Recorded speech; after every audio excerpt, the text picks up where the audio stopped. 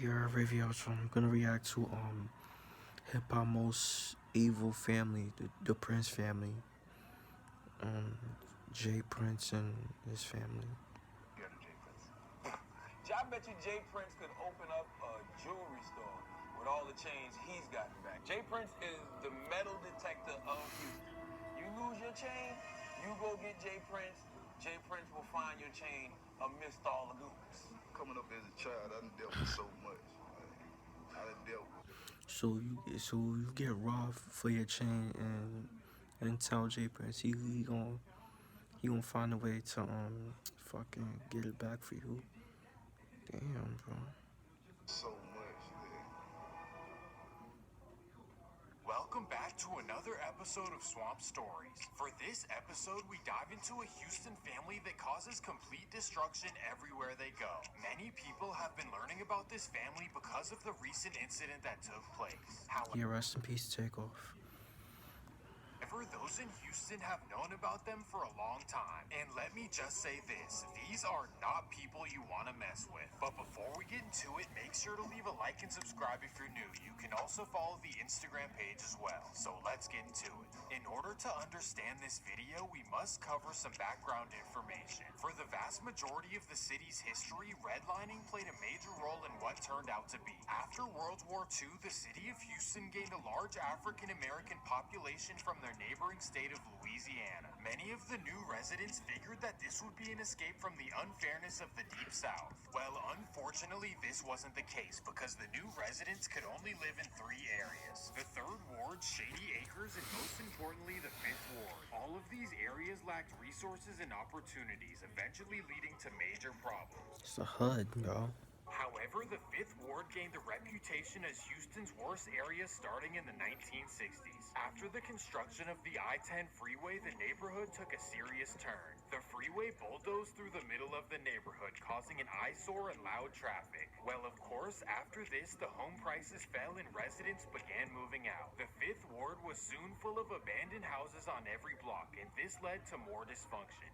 Born in the middle of this was a young man named James Prince. He was born to a 16-year-old mother in the infamous Coke Apartments. There, he witnessed many things that no kid should ever have to see. This meant seeing family members pass away, including his own sister. Well, growing up, James saw a better future for himself than what was around him. And at the age of 18, he discovered that his younger brother was a talented rapper. So he made it his goal to keep his brother off the streets and to save enough money to start a music label. So every day he tried to find new ways to make money. He worked all kinds of jobs, from working on a welding truck to working as a bank teller. And after 3 years of saving up, James Prince bought an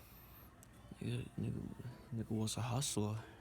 abandoned lot. There he started selling Who's hustling? used cars and quickly worked his way up to selling custom exotic rides. He was charismatic, and this led him to being a top-notch salesman. Most importantly, this venture gave him connections to wealthy athletes, business executives, and music moguls. Well, after these connections were made, James shut down his car dealership and used the space to open a recording studio. There he started his label, Rap-A-Lot Records.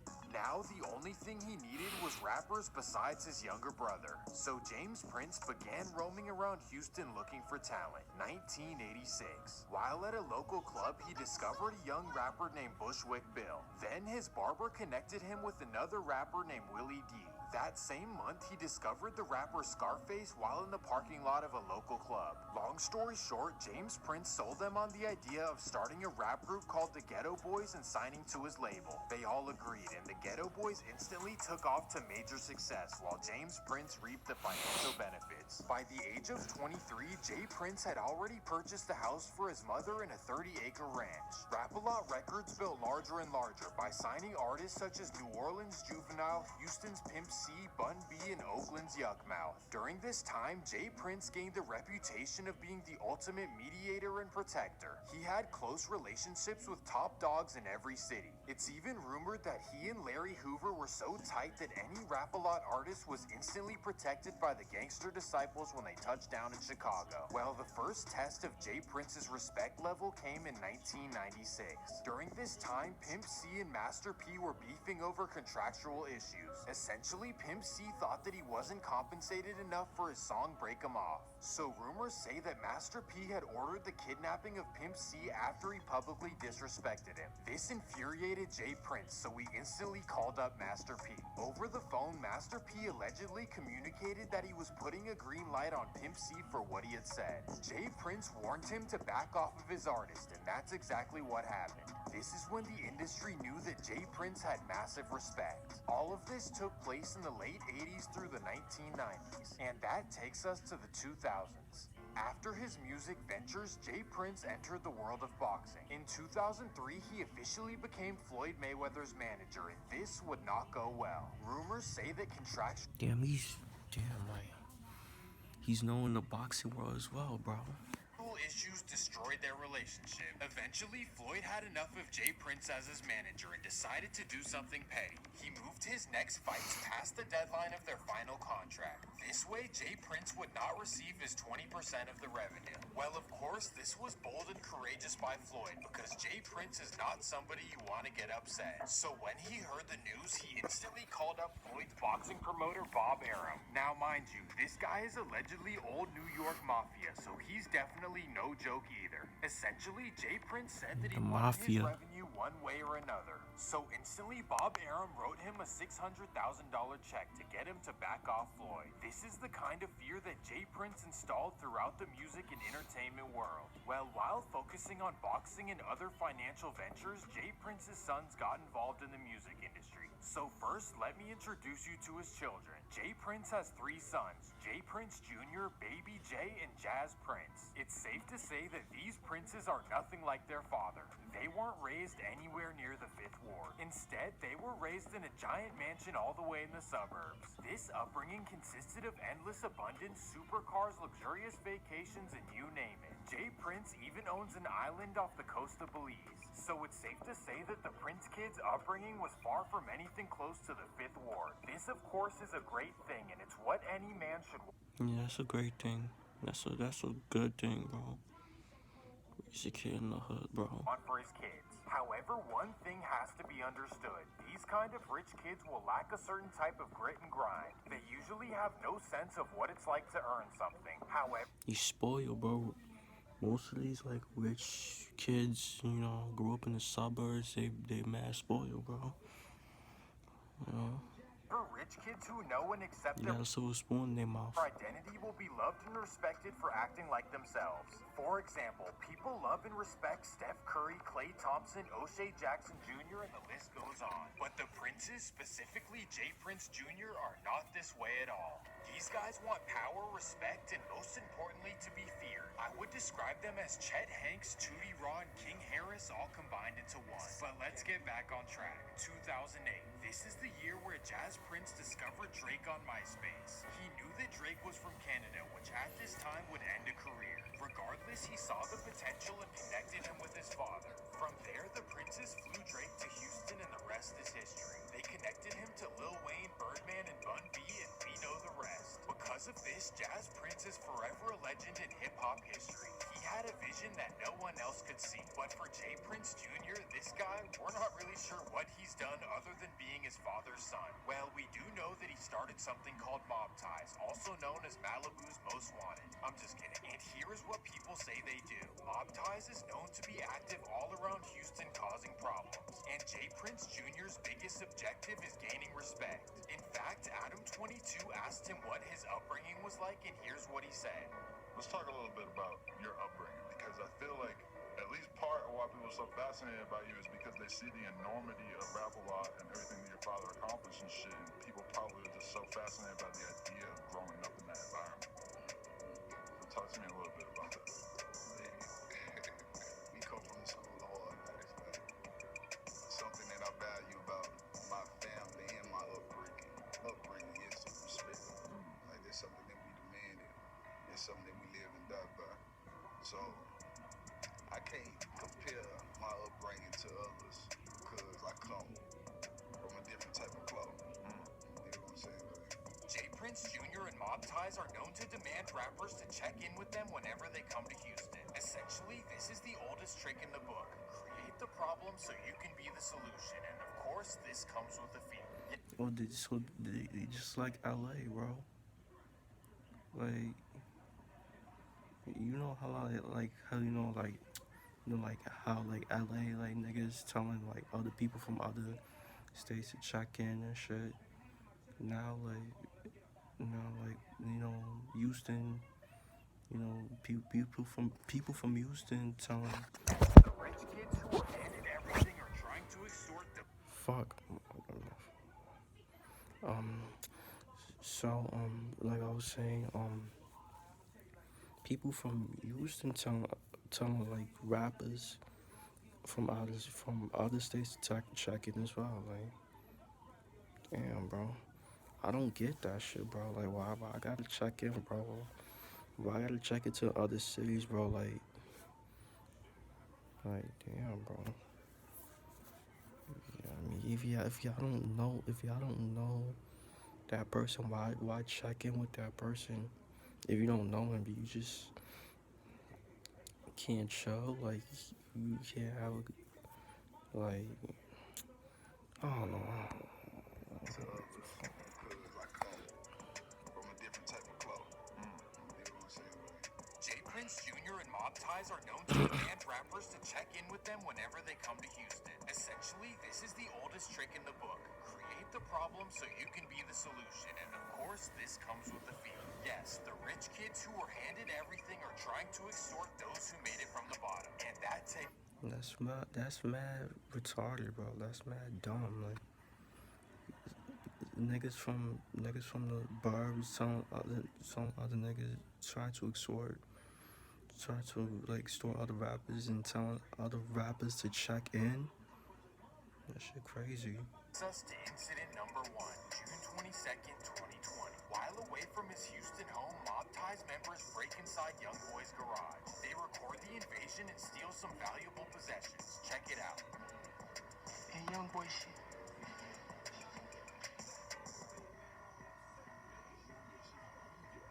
After the clip went viral, Young Boy would go on Instagram Live and react. At first, Jay Prince would call Young Boy dumb as a box of rocks, but then he would post a video with the keys to Young Boy's McLaren.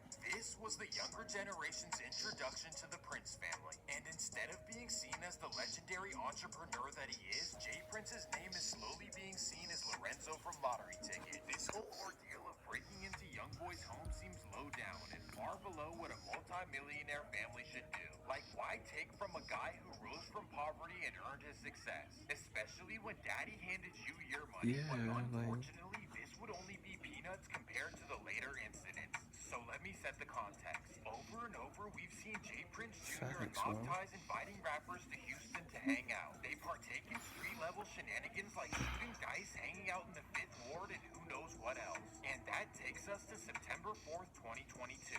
Lil Boosie invites Chicago's Duke the Jeweler to his Houston concert. There, Duke delivers a Oh beautiful... yeah, rest in peace to Duke the Jeweler as well. Like, I heard what happened to him. Like, rest in New peace, piece of man. jewelry to Boosie before the show. Well, after the show, Duke the Jeweler starts shooting dice with Jay Prince and all of Mob Ties. There, Duke bets his hard-earned money while wearing $1 million around his neck. On the same side of the table, Jay Prince Jr. is betting his daddy's thousands while wearing a chain that his daddy bought for him. Well, during the dice game, it's alleged that Duke hit for $100,000 out of Mob Ties' pockets. After winning the money, it's alleged that Duke walks back to his car with $100,000 in cash. And there, a man walks up to him. Bang. Instantly, Boosie was blamed for this because he invited him to the concert. However, I highly doubt that Boosie would do something like this, especially given his new reputation.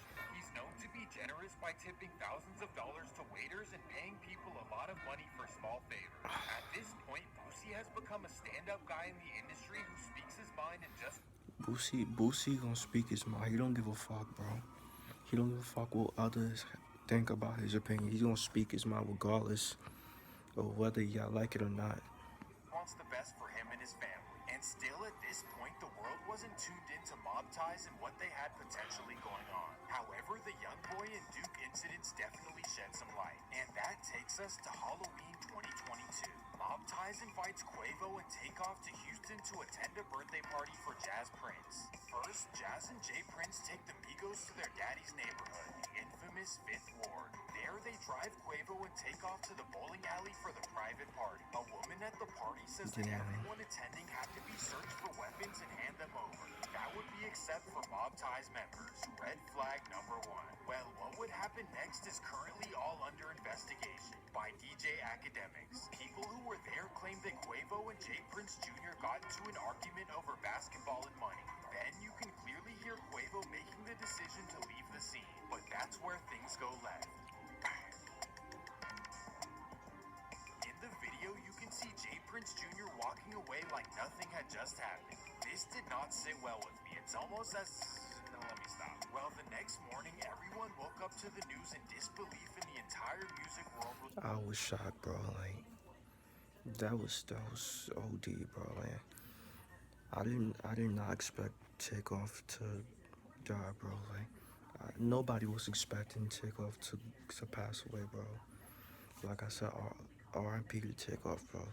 That's fucked up. Even Jazz Prince would make an Instagram post alleging that he just woke up to the news, as if he wasn't there. Red flag number 2. Overall, this incident was completely unnecessary. All over the internet, Jay Prince and Mob Ties have been getting hate for the past week, and it's well deserved. Well, just when you thought that this story couldn't get crazier, Whack 100 would go on Clubhouse and reveal some wild news. He claims that the alleged Takeoff assailant lost his life in the 5th Ward, so who knows what this could be about. Overall, I want to end this video by showing love to the Migos, especially Takeoff. I will say that it did bother me that they were claiming Atlanta while being from Lawrenceville, but that's not really a big deal. In all honesty, these guys were trendsetters, music revolutionaries, and shifted an entire culture. Songs fire. Those songs, Migos songs is fire. That being said, thank you so much for... So yeah, bro. Like, Jay Prince and all. Like, I heard of his name. Like, I heard of his name. I haven't really like dig too much about him.